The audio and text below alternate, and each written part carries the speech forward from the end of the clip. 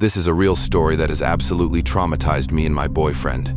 2 years ago, I moved to the UK for university, as I always wanted to go there and get away from my parents as the situation at home was beginning to become too toxic for me. In first year at uni, I moved into a student accommodation and met some really great people. It was a good year, without meeting my boyfriend, who I am still with, and just enjoying my time away from my family and discovering what independence really meant. Anyhow, as second year came by, I decided with some friends to move into a house rented by student accommodations, but at least we had our own house and weren't restricted as much with noise and parties as living in a small shared flat like in first year.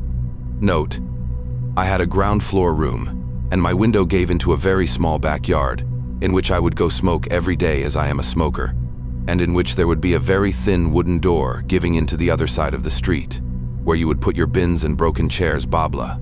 The door could only be closed and locked from inside the backyard, but since it was an old door, we had to attach some strings to keep it closed for good. I had neighbors on each side of the house, so we were surrounded by families and some other student accommodations. The neighbors on the right of us were 5 boys, who looked way over the age of being in university. They were strange, so to say. I met one of them outside of our house one day because of a police intervention, due to one of his flat mates attacking him and the others with a kitchen knife and burning their kitchen down. I heard some screams, and so I went outside with my flat mates and saw one of them being covered in blood and cuts everywhere on his arm and a wound on his head inflicted by a kitchen knife. Me and my flatmates didn't know what to do, so we offered him our help to clean himself and gave him an old t-shirt to change out of his bloody clothes. We then saw the guy who hurt these flatmates being escorted out by the police and into a van and driven off to be arrested. I don't know anything more about the story. The police didn't really tell us anything else. Anyway, the guy who we helped was quite weird. He said a lot of BS and kept trying to grab me and flirting with me, and we noticed when helping him he smoked quite a lot of marijuana, but just didn't really care at the moment, as we just wanted to make sure he was okay as we didn't know him. Then after some time had passed, I would go to uni and come back home and see him quite often in the street, and just never said a word to him again. But one day, he came up to me in the street while I went to the corner shop and started talking to me weirdly, and I didn't feel comfortable at all with that for some reason, so I just didn't respond to him. He then just said, "Oh, that's okay. I'll just wait in front of your house then, and we can talk further." No need to say I was creeped out, and just thought he was joking, so I bought my drink at the shop and headed back to my street, and as I turned into the street where my house was, I saw him with his flat mate sitting on my doorstep and waiting for me. So I panicked and went back next to the corner shop and called my only guy flatmate to ask him to open the door and tell the guys to go away. But obviously he wasn't home, and no one else was either. So I literally just waited it out until they left 1h later, and then sprinted back home and locked the front door. Note, my front door had a glass panel on it where you would be able to kind of make out who was standing in front of it. After this already pretty scary encounter, I just tried to avoid the guy, and mostly succeeded for a while. But then one day, as I went smoking in the backyard, I noticed that the wooden door, which is always closed, was open, and the strings that we put there to keep it closed were cut off. For whatever reason, I didn't think anything of it, and just closed the door again and put a new string on it, thinking it was one of my flatmates who took the bins out and just didn't tie it back.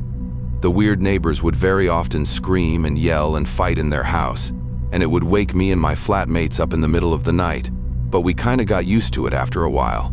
But one evening, my boyfriend slept over like he usually did, and he, who usually never, ever wakes up because of a noise, woke up in the middle of the night because of a bang and some whispering. I was sound asleep, so he very silently woke me up, and we both just waited in the dark and listened for any other noises. Suddenly we heard the wooden door just bang, just shot open, and some footsteps next to my window. I always had my window open because it would get really warm inside, so we both just froze. And then we heard the door leading to the backyard get shaken softly, as if they were trying to get inside, and then they stopped. Luckily, we had the curtains closed, so they couldn't see us, but we were ready to get dressed and get the F out of the room and lock them in if they came in from the window. Then we just heard my window move and get more open, and one of the guys saying something in a different language that we didn't understand, and started to hear them trying to get in. My boyfriend and I just shot up out of the bed, took my phone, and put clothes on, and ran out of the room and out of the house. So I then called my flatmates and told them to lock themselves in their rooms, and then the police, who luckily came in less than 5 minutes as the headquarters were a couple of streets down from us. I don't remember anything after the police came. I think me and my boyfriend were in shock. They ended up catching one guy. The other fled, and was later found a few streets up smoking weed. The police told us they went inside of their house and found a lot of meth and heroin, and that they were just carrying a massive kitchen knife with them. I was so confused, as I've never done anything to offend or do anything wrong to my neighbors, so the idea of them breaking in with God knows what intentions with a kitchen knife terrorized me and my boyfriend. The 2 guys ended up being arrested, and one of them was put in prison for 2 years for carrying a weapon with intention to harm. I never heard anything else from the police, and I moved back home a few months later, as I was so scared and it tormented me for months on end, not knowing what would have happened if my boyfriend didn't wake up. I am now still coping with it, and finding it really tough to get over it, of always asking myself, what if, and what would have happened, if. I now very often wake up because of the slightest noise and get horrible nightmares because of it. But hey, at least I am still with my boyfriend, and we often talk about it, and it helps a lot. It was a quiet summer night. I remember sitting on the floor, coloring a picture of a dog while my mom flipped through a magazine. Suddenly, an ear-splitting bang shattered the silence. It came from the front door. My heart leapt into my throat. My dad rushed out of the kitchen, his face tight with concern. Mom pulled me close as the pounding continued, relentless and furious. The voice of our next-door neighbor, Mr. Grayson, roared through the door. "Open up! Open the damn door!" he bellowed, each word sharper than the last. I was only 7, but I could feel the tension thickening in the room. Dad motioned for us to stay back and cautiously approached the door. As he opened it, the sight of Mr. Grayson froze me in place. His face was beet red, veins bulging at his temples. In his trembling hand was a shovel. "You've gone too far this time," he snarled. I didn't understand what he meant, but the rage in his eyes made me shiver. Dad stepped outside, closing the door behind him. I pressed my ear against it, desperate to hear what was going on. That's when I heard Mr. Grayson's chilling words, "I'll kill it. I swear I will." Our backyard wasn't much to look at, just a patch of grass, a creaky swing set, and an old wooden shed. But the real star of the yard was our pet parrot, Charlie. Charlie had been with us for years, a vibrant splash of green and red, who loved mimicking everything he heard. Lately, though, Charlie had been particularly noisy. He'd screech and squawk at the smallest disturbance, often startling us awake in the dead of night. I thought it was funny, but Mom and Dad weren't as amused. Neither, apparently, was Mr. Grayson. As I pressed my ear harder against the door, I caught snippets of their argument. "That bird is driving me insane," Mr. Grayson yelled. "I can't sleep, I can't think, and now it's making my dog sick." My dad's voice was calm but firm. "I am sorry, Grayson. We'll try to keep Charlie quiet, but threatening us isn't going to help." There was a moment of silence before Mr. Grayson's voice dropped to a menacing whisper. "If that bird doesn't shut up, I'll shut it up myself." My dad's reply was lost as the door creaked open, and he stepped back inside, his face pale. "Stay inside," he told us, "and lock the doors." The next morning, the air felt heavy, as though the world was holding its breath. I'd hardly slept, my mind replaying the confrontation over and over. When Dad opened the back door to check on Charlie, I followed closely behind, but the moment he stepped outside, he froze. "Oh my God," he muttered, his voice barely above a whisper. My eyes darted to the birdcage. Charlie was gone. The cage door was flung open, the latch bent as if someone had pried it apart. The swing inside swayed gently, empty. A chill ran down my spine. Mom joined us, her hand flying to her mouth when she saw the empty cage. "Who would do this?" she asked, though we all knew the answer. Dad's jaw tightened as he scanned the yard. "Grayson," he said through gritted teeth, but before he could take another step, we heard a faint squawk coming from the shed. My heart raced as we approached. Dad flung open the shed door, and there was Charlie, trembling in the corner, his feathers ruffled, and a patch missing from his chest. Next to him lay a bloody knife. Charlie's injuries weren't fatal, but they left him shaken. We brought him inside, wrapping him in a soft towel while Mom called the vet. I couldn't stop staring at the knife. Dad had placed it on the kitchen counter, but its presence loomed over us like a dark cloud. "This has gone too far," Mom said, her voice quivering. "We need to call the police." Dad shook his head. "We have no proof it was Grayson." His words didn't comfort me. That night, as I lay in bed, I couldn't shake the image of Mr. Grayson's face, twisted with anger. I couldn't shake the sound of his voice, threatening to kill our beloved pet. Around midnight, I heard something outside my window, a rustling, followed by a low, guttural laugh. My breath hitched as I peeked through the curtains. There he was, standing in our backyard, staring up at my window. In his hand was a rope. My scream brought my parents running, but by the time they looked, he was gone. Dad was livid. The next morning, he stormed over to Mr. Grayson's house, pounding on the door as fiercely as Grayson had pounded on ours. Mom and I watched from the window, our hearts pounding. Grayson answered, a smirk playing on his lips. "Can I help you?" he asked, his tone dripping with mock innocence. "You think this is funny?" Dad barked. "Coming into our yard? Scaring my family?" Grayson's smirk widened. "I don't know what you are talking about," he said. "But maybe if you got rid of that bird, we'd all sleep better." Dad's hands balled into fists, but Mom rushed outside before things could escalate. "Let it go," she urged, pulling him back. "He's not worth it." Dad hesitated, his eyes locked on Grayson's. Finally, he turned away, but not before Grayson whispered something that made my blood run cold. "You'd better watch your back." That night, the tension reached its breaking point. I woke to the sound of shattering glass. My parents' voices rang out, frantic and panicked. I stumbled out of bed, my heart racing. The living room window was broken, shards of glass littering the floor. Mom was clutching Charlie's cage, her face pale. "It's him," Dad muttered, grabbing a baseball bat. He flung open the door and stepped into the night. I followed, staying close to Mom. The backyard was eerily silent, the shadows seeming to move with a life of their own. Then, we saw it. A figure darting into the woods behind our house. Dad took off after it, his silhouette disappearing into the trees. The minutes stretched into an eternity. When he finally returned, his face was ashen. "I didn't catch him," he said, his voice trembling. "But I found this." He held up a torn piece of fabrica sleeve from Mr. Grayson's shirt. The police were called, but their response was underwhelming. "It's circumstantial," they said, handing back the sleeve as if it were trash. My parents were furious, but there was little they could do. Days passed, and Mr. Grayson seemed to delight in our fear. He'd wave at us from his yard, his grin as unsettling as ever. One afternoon, while Mom and Dad were out, I heard Charlie squawking from the kitchen. I rushed in to find a note pinned to his cage with a knife. My hands shook as I read it. "Your family will regret this." Tears blurred my vision as I backed away, bumping into something solid. I turned to see Mr. Grayson standing in the doorway, his eyes wild. "Thought I'd pay you a visit," he said, stepping closer. I screamed, and Charlie's squawking grew louder. Then, out of nowhere, my dad burst through the front door, brandishing the bat. Grayson fled, but not before leaving behind a chilling laugh that echoed in my ears. We moved shortly after that. Dad installed cameras, but it was clear we weren't safe there anymore.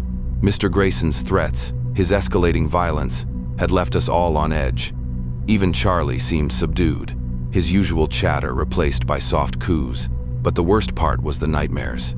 I'd wake up in a cold sweat, convinced I could hear Grayson's voice outside my window. Years later, I heard he'd been arrested for attacking another neighbor. They found a collection of knives, ropes, and notes in his house, detailing his plans for making the neighborhood quiet. The thought sent shivers down my spine. Even now, I can't forget the way he looked at me that day in the kitchen, like I was nothing more than prey. The memories linger, a constant reminder of the danger that had lived right next door. And every time I hear a parrot squawk, my chest tightens, and I am 7 years old again, listening to the pounding on the door.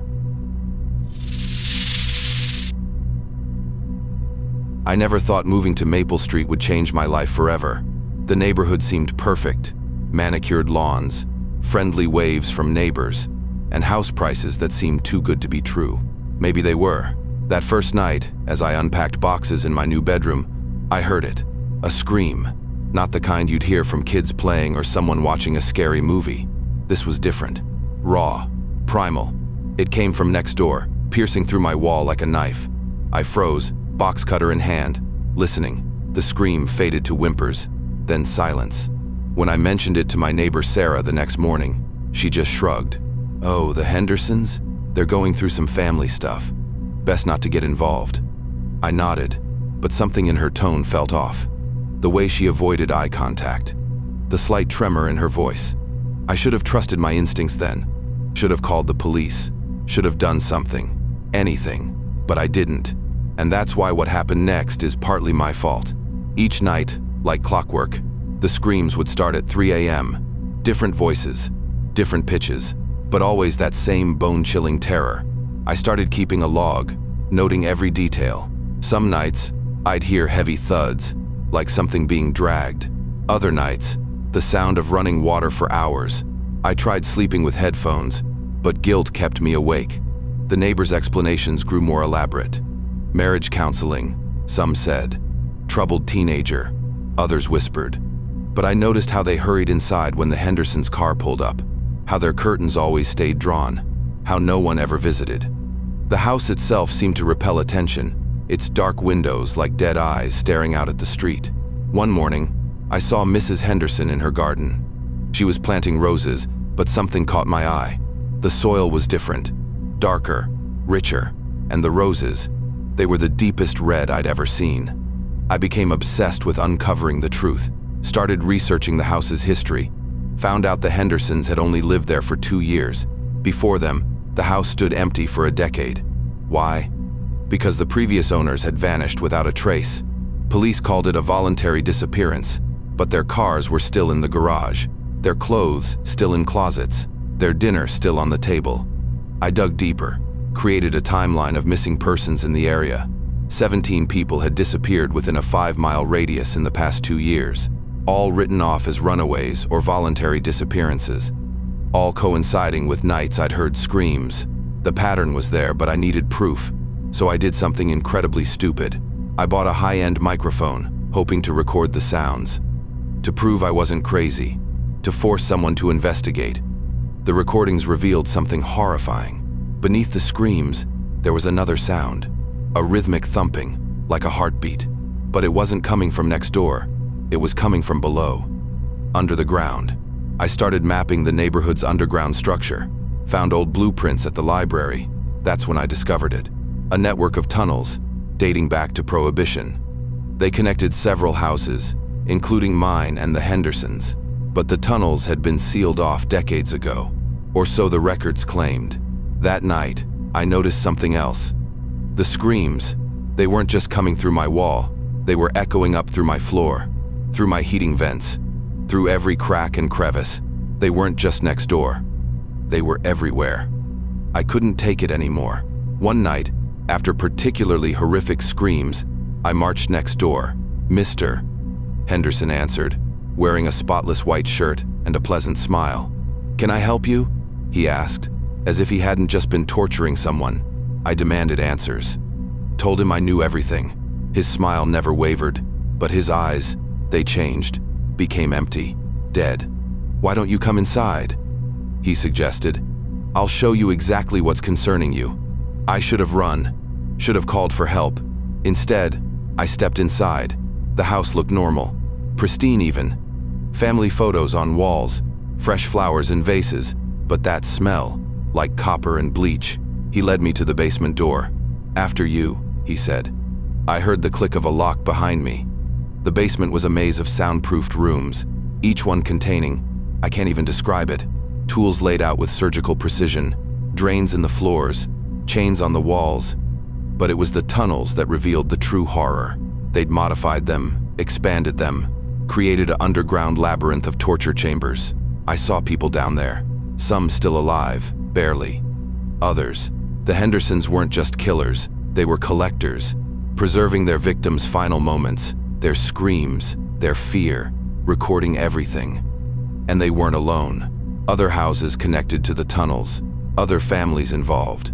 The entire neighborhood was in on it, a community built around suffering. I tried to run, but in the maze of tunnels, every path led to another horror. They caught me, of course, strapped me to a chair in one of their rooms. Mr. Henderson explained everything as he sharpened his tools, how they'd selected this neighborhood, how they'd created their perfect system, how they chose their victims. "But you," he said. "You came to us. That's special." I watched him test the blade's edge, my heart pounding so hard I thought it would burst. But they'd made one mistake. The chair was bolted to old wooden floorboards, not concrete.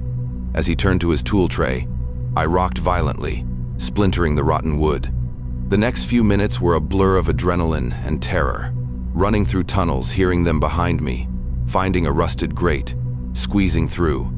Emerging in my own basement, their angry shouts echoing below. I am sharing this from a motel room 3 states away. The police didn't believe me, of course. The tunnels they found were empty, clean, no evidence of what I'd seen. The Hendersons still live there, still hosting neighborhood barbecues, still taking new victims. But I know the truth. I have the recordings. And sometimes, late at night, I still hear those screams in my dreams. They're not just echoes of what I witnessed. They're warnings. Because the Hendersons know I escaped. Know I know their secret. And one day, they'll find me. So I keep moving, keep running. But I had to share this story, because right now, someone is moving into my old house. And tonight, at 3 a.m., they'll hear the first scream. I never thought the sweet smell of vanilla could make me sick to my stomach. But now, every time I catch a whiff of it, I feel like throwing up.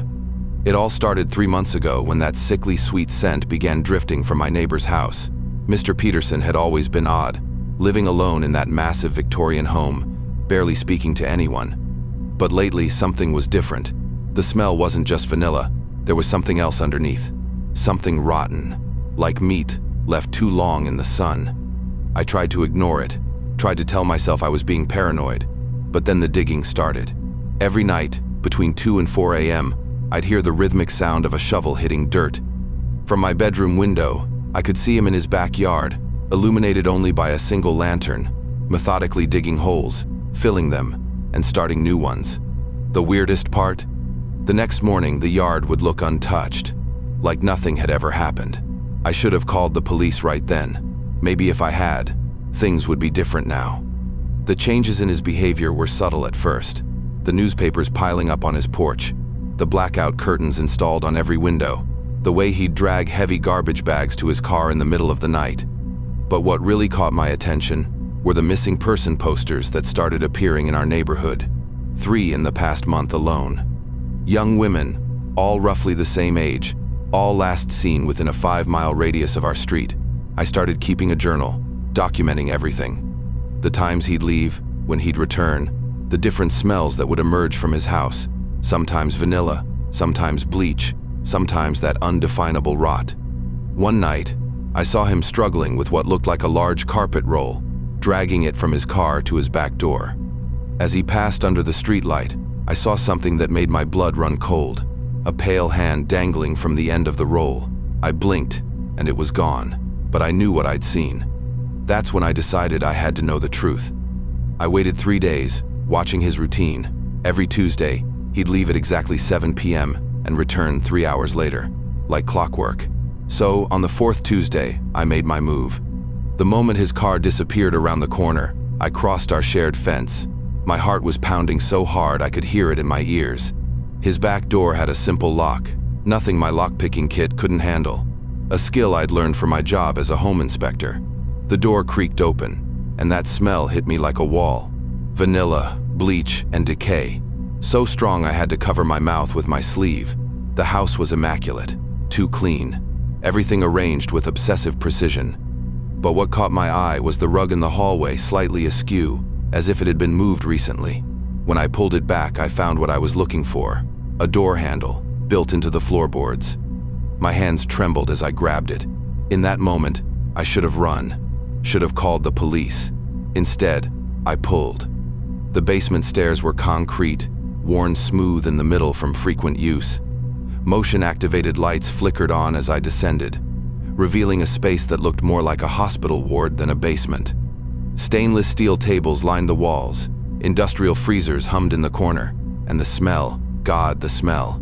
But it was the wall of jars that made me stop breathing. Hundreds of them, carefully labeled and arranged by date, each containing what looked like preserved organs floating in clear liquid.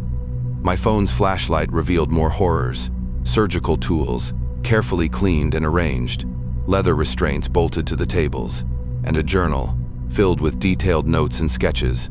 I flipped through the pages, my hands shaking. That's when I heard it, the sound of a car door slamming upstairs. He was back early. I had nowhere to go. The basement had no windows, no other exits, just rows of freezers and that horrible wall of jars. I dove behind the largest freezer, making myself as small as possible. His footsteps echoed above me, moving towards the hallway. I heard the basement door open, and those same footsteps started down the stairs. But he wasn't alone. There was another sound, something being dragged. My heart nearly stopped when I heard a woman's muffled screams. I pressed my hand against my mouth to stay quiet, tears streaming down my face. Through the gap between the freezer and wall, I watched him drag an unconscious woman to one of the tables. He worked with practiced efficiency, securing her limbs with the leather straps. Then he opened his journal and began arranging his tools. I couldn't move, couldn't breathe. For hours I stayed frozen in that spot, forced to witness things that no human should ever see. The worst part? He talked the entire time, explaining his process to his unconscious victim like a teacher giving a lecture. My leg had gone numb from crouching for so long. When I shifted my weight, my elbow knocked against the freezer. The sound echoed through the basement like a gunshot. Everything went silent. Then his footsteps, slow and deliberate, started moving in my direction. "I know you are here," he said, his voice eerily calm. "Come out, and I'll make it quick." I looked around desperately for a weapon, anything I could use. My hand closed around a frozen bag in a box behind me. "You are only making this harder on yourself," he continued, getting closer.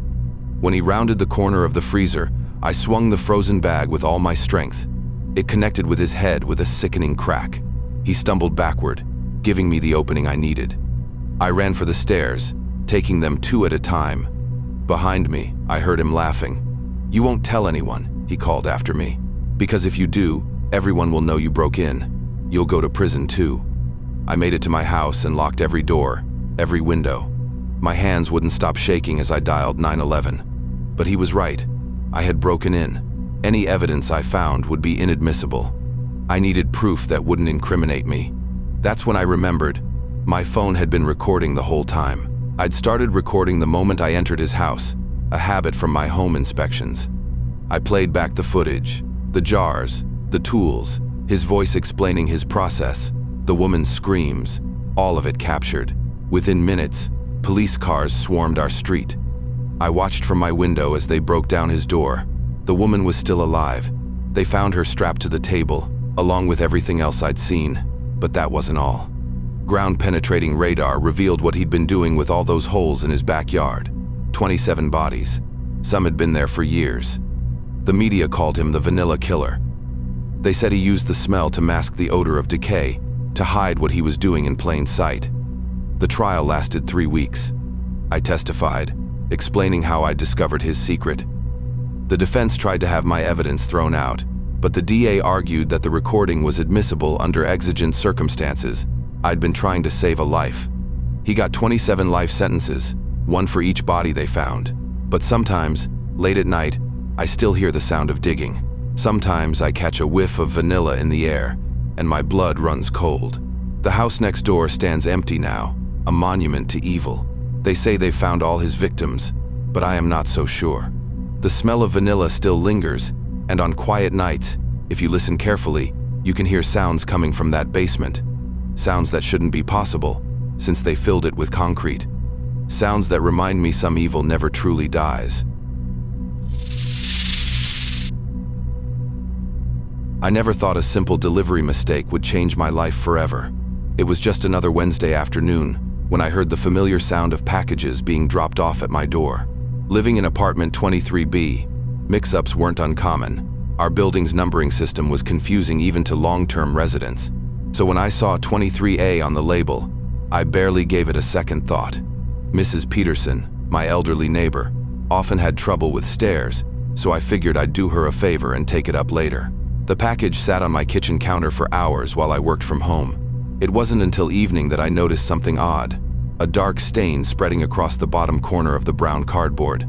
At first, I thought it might be oil or some kind of leaked cosmetics, but as I lifted the box, The unmistakable metallic smell hit me. The kind of smell that triggers something primal in your brain, something that screams danger.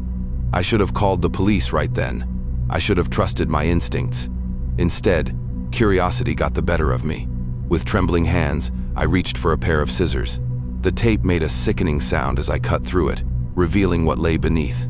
The first thing I saw was a Polaroid photo, face down. Simple, innocent-looking white square with that distinctive border. But when I turned it over, my blood ran cold. The image showed a woman, bound and terrified, her eyes wide with fear. The timestamp in the corner was from just 3 days ago. My hands were shaking so badly I dropped the photo, and that's when I saw what else was in the package. Wrapped carefully in clear plastic were what looked like fingers, human fingers, severed at the knuckles. 5 of them, arranged in a neat row like macabre specimens. The preservation was meticulous, professional even. Beside them lay a bundle of cloth, dark stains spreading across what I recognized as a woman's blouse. The same blouse the woman in the Polaroid had been wearing. The implications hit me like a physical blow. This wasn't some sick joke or Halloween prop. This was evidence, real evidence of something horrific. And somehow, it had ended up at my door. My mind raced to Mrs. Peterson, quiet, unassuming Mrs. Peterson, who I'd lived next to for 2 years, who always smiled and asked about my day. Everything I thought I knew about Mrs. Peterson started to unravel. The way she always wore gloves, even in summer. How she never invited anyone into her apartment. The strange sounds I sometimes heard late at night, which I dismissed as old pipes or settling floors. But now, those memories took on a sinister new meaning. I found myself remembering other details. The heavy bags she dragged to the dumpster at odd hours, always wrapped in black plastic. The faint chemical smell that sometimes seeped through our shared wall. The way she collected newspapers, specifically crime reports and missing persons cases. She'd told me it was for true crime research, that she was writing a book.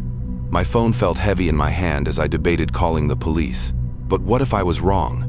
What if there was an innocent explanation? And if I wasn't wrong, what would stop her from coming for me next? The walls of my apartment suddenly felt paper thin, and the knowledge that only a few inches of drywall separated me from whatever horrors might be in 23A made my skin crawl. With my heart pounding, I did what any modern person would do. I Googled her.